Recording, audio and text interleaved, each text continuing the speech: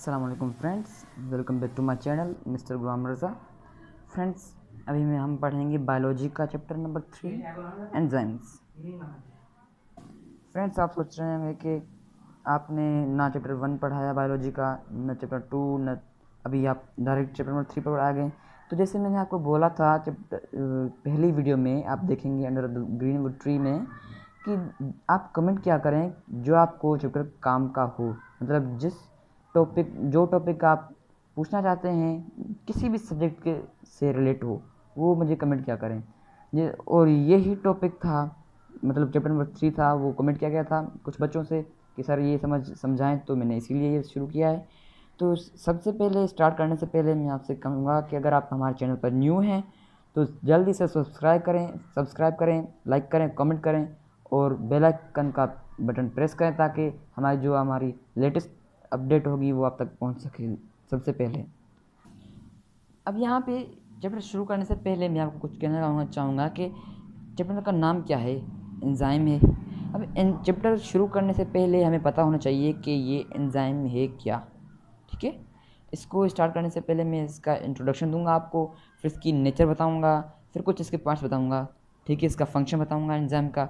इसको इंट्रोडक्शन अभी इस वीडियो में हम इसका इंट्रोडक्शन बताएंगे सिर्फ एंजाइम का, ठीक है। तो हम स्टार्ट करते हैं अपनी वीडियो। जी, हम स्टार्ट करते हैं एंजाइम्स। यहाँ पे क्या लिखा हुआ है, enzymes. Enzymes are biological catalyst which is used to speed up the rate of chemical reaction, ठीक है। यहाँ पे क्या लिखा हुआ है, ये एक बायोलॉजिकल कैटलिस्ट है जो कि यूज होता है speed up the rate of chemical reaction, ठीक है। मतलब केमिकल रिएक्शन को स्पीड करना, केमिकल रिएक्शन को स्पीड करना एंजाइम का काम होता है। अब आप सोच रहे होंगे बायोलॉजिकल कैटलिस्ट क्या है, तभी मैं आपको आगे बताता हूँ। Here catalyst can be defined as that catalyst which is used to speed up and which is down the rate of chemical reaction, ठीक है। यहाँ तक विच इज़ डाउन, यहाँ पे क्या लिखा था, which is used to speed up and which is used to down the rate of reaction of any chemical reaction, ठीक है। यहाँ तक आपने समझ लिया, उम्मीद है आपको समझ आ गया होगा।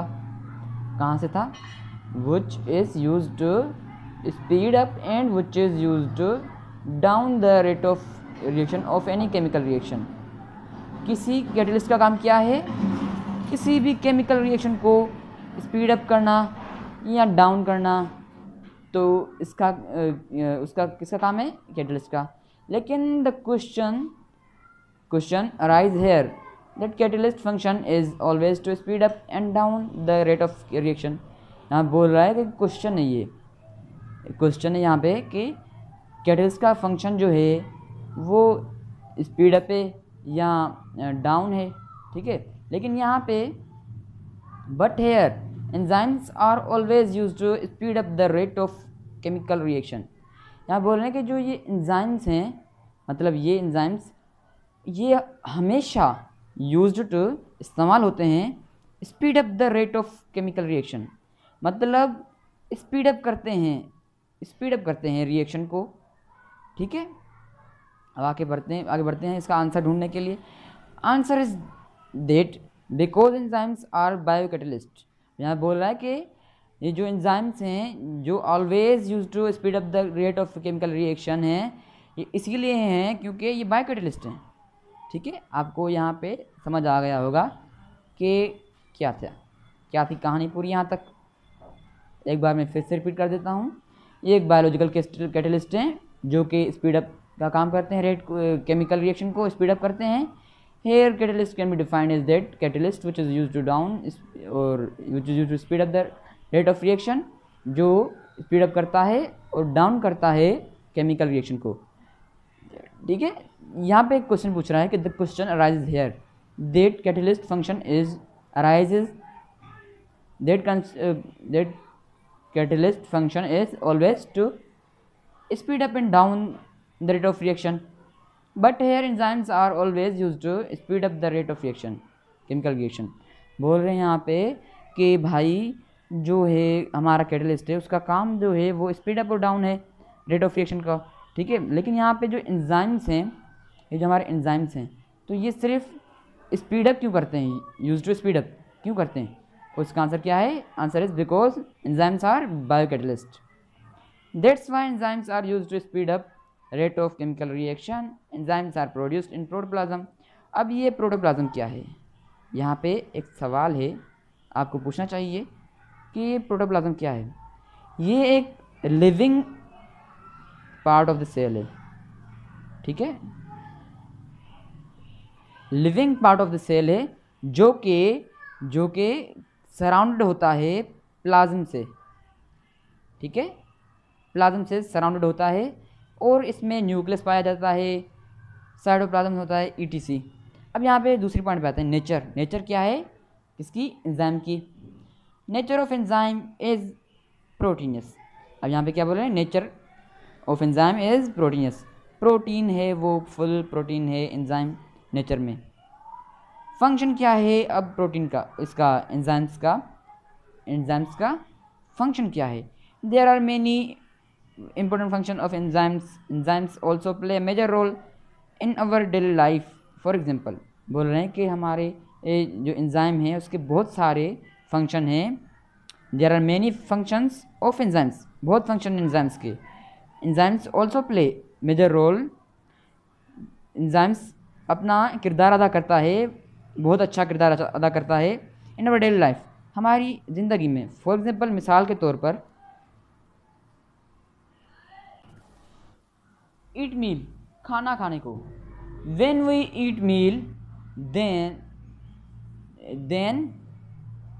When we take in complex food, ठीक है, यहाँ क्या बोल रहा है? व्हेन वी ईट मील, जब हम खाना खाते हैं, और when we take in the complex food, हम जब निगलते हैं कॉम्प्लेक्स फूड, और व्हेन वी इंजस्ट, यहाँ पे इंजस्ट लफ्ज़ है, इसके ऊपर गौर कीजिएगा, ठीक है। इसका मतलब है कॉम्प्लेक्स फूड को इनहेल करना, ठीक है।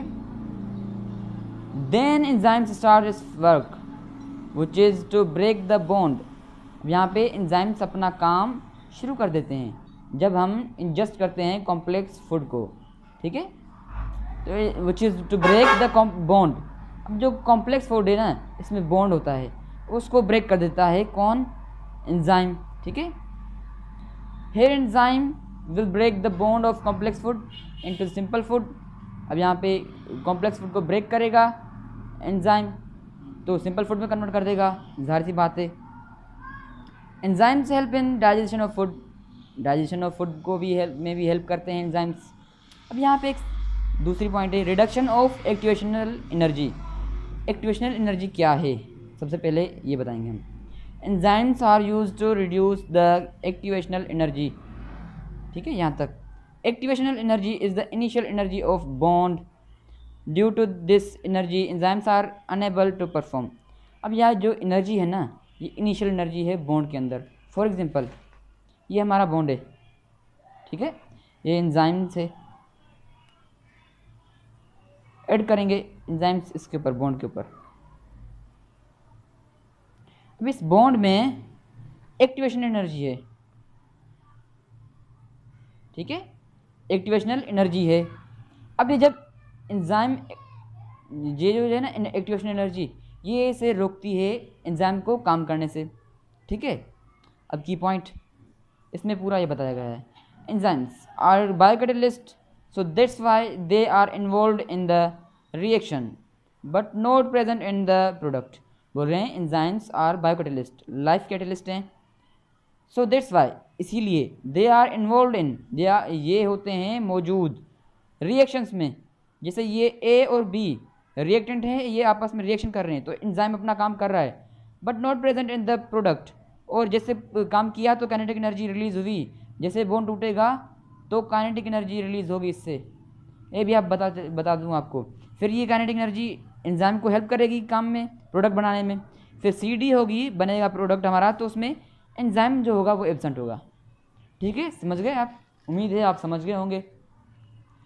Hair kinetic energy is produced when enzyme breaks the bonds and then activation energy become reduced, then kinetic energy is released for perfect reaction. जैसे मैंने आपको बताया कि भाई ये बॉन्ड होता है, जैसे मैंने आपको बताया है यहाँ पे, ये बॉन्ड है, इसमें एक्टिवेशन एनर्जी है, एंजाइम एक्ट करेगा, जब ये टूट जाएगा बॉन्ड तो काइनेटिक एनर्जी रिलीज़ होगी और ये ख़त्म हो जाएगी।